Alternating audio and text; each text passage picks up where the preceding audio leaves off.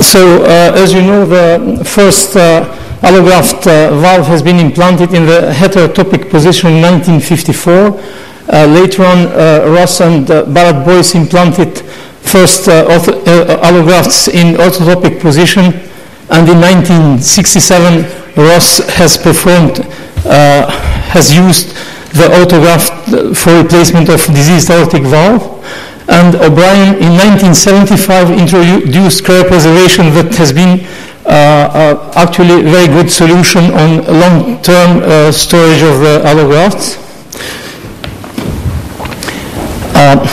The allograft valves have been sterilized chemically in the beginning or gamma irradiated and stored in acetone carbon dioxide mixture that has not been the best because the results were not promising. In 1968, Barrett Boyce introduced antibiotic cocktail sterilization and using the allografts within 6 to 8 weeks. And then in 75, one has found the solution for long-term storage and sending the valves, in fact, in an elective manner. And since 83, the cocktail of different antibiotics in low concentration has been introduced that gives actually a very good result on sterilization and protecting the toxic effect on the allograft. In 1988, the European Homograft Bank has been established in Brussels by different cardiac surgeons from different European countries. And actually, this bank is accredited by Belgian law. However, it works with different, you will see later, with different European countries. And we do the quality control of the allografts to assure safety and security of the patients. And the first implantations, as I said, have been performed in 1989.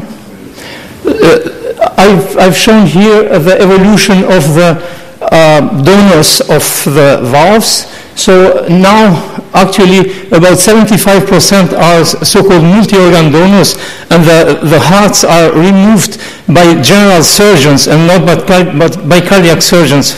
And second group, about 30-35% are the hearts of explanted hearts from heart transplant patient. And cadaveric hearts, we have only 2 to 3%.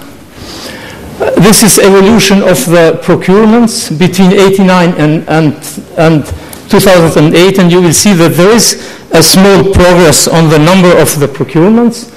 And the most important country procuring for us is Belgium, and then France, and Germany, Italy, and Switzerland, Luxembourg are procuring not so much, however, they are using our valves. I have shown here some steps of our processing. Here is morphological evaluation, competence test, sizing, preparation for cryopreservation machine, storage tanks at vapors of liquid nitrogen. And here I have shown 2 devices of transport, dry shipper at minus 150 and dry ice at minus 76 degrees. This is the cryopreservation curve. We descend the temperature 1 degree per minute down to 40 degrees and then 5 degrees per minute down to minus 100. Then we place in a storage tank at the temperature between minus 170 and minus 190 degrees. This is the temperature at the liquid nitrogen, and this is the vapor of the storage tank. And here you see 2 transport devices, temperatures.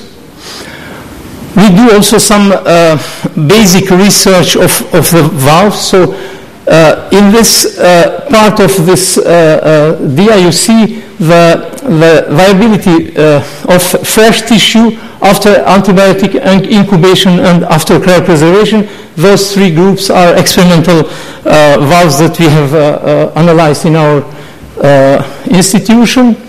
We do some histological and electron microscopical examination that show actually excellent preservation of the stroma collagen, elastin, and cells.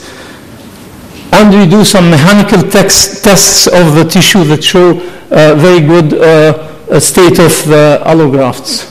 Here I wanted to share with you some data.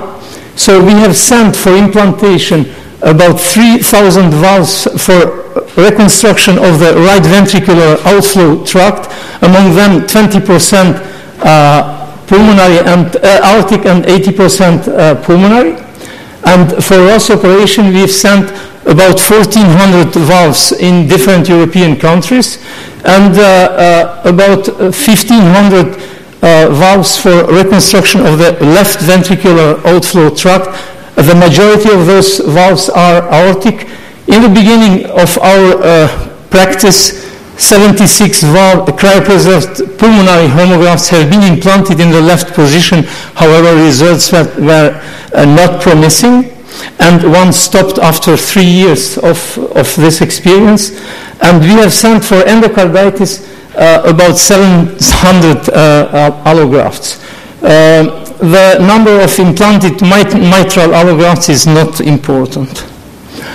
Again, the most important country is Belgium, but France, Germany, and Switzerland are using between 50 and 100 allografts from our bank.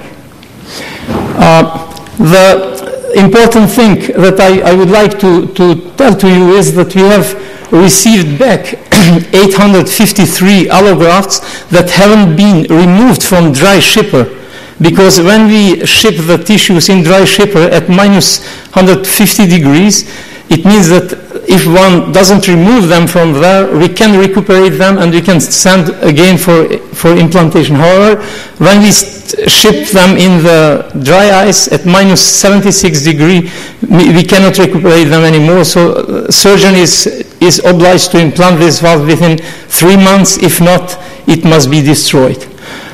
In 270 cases, we were not able to respond to the requests of the surgeons, and more during first 10 years than last 10 years.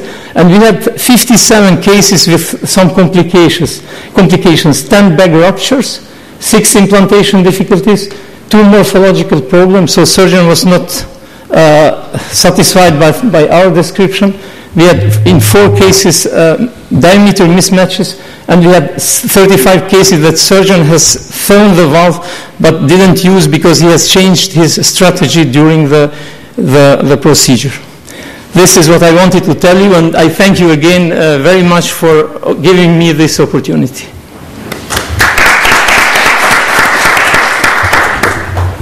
Thank you so much, Dr. Yashari. I think you've shown us very nicely in the last slide that the implantation of the allograft is these days more often in the right ventricular outflow tract, and if it's done in the left ventricular outflow tract, it's usually for endocarditis.